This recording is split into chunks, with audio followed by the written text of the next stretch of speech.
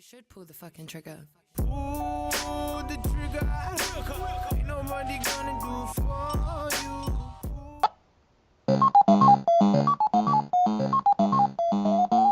And hello guys, this is LS Shady here bringing you back a new video, and this is going to be a different type of video. In this video I'm going to be talking about the 1980s and what it meant for video games at the time.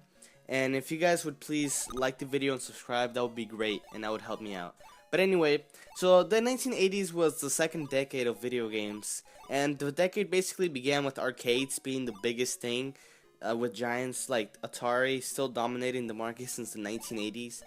But like, the market started flooding with third-party games that were oversaturated, and they were just really bad made, and that basically caused the North American crash, and it nearly destroyed the video game industry. So what this crash meant was like games like E.T. and like Pacman for the consoles, because they were bad ports, and people just got tired of poor ports and like just bad games, so they stopped playing. And there was like lots and lots of consoles that started coming out, and people just stopped playing video games in general, and basically everybody thought that video games was just done, right?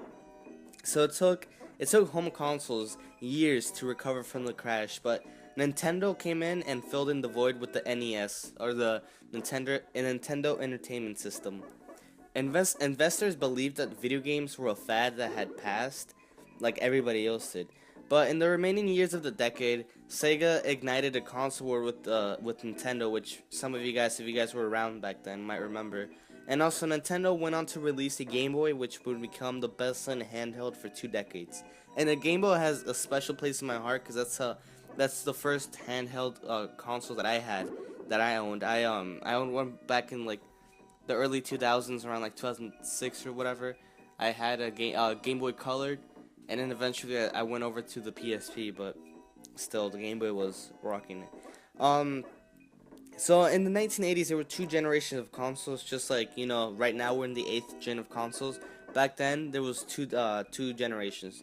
There was a 3rd generation and the 4th generation. So the 3rd generation began with the NES releasing in 1983, and the 4th generation started in 1987 and ended in 1996. And the 4th generation was a 16-bit era, which 2D graphics were improving and were a lot better than they were the previous generation of consoles. Also, people started experimenting with 3D graphics, but that was mostly for PC games, because PC had superior hardware, like today too. Also, the 4th gen brought compact discs into existence. So now, without cartridges, compact discs can have more memory and more games in there, or more detail in the games. The most notable consoles for this generation was the Super Nintendo and the Sega Mega Drive, or the Genesis, and also the Neo Geo and Game Boy, obviously. And for the 1980s, there was a lot of games that were pretty close to like a lot of people. So right now I'm playing, in the background there's Frogger. It was an arcade game released in 1981. It was made by Konami, I believe.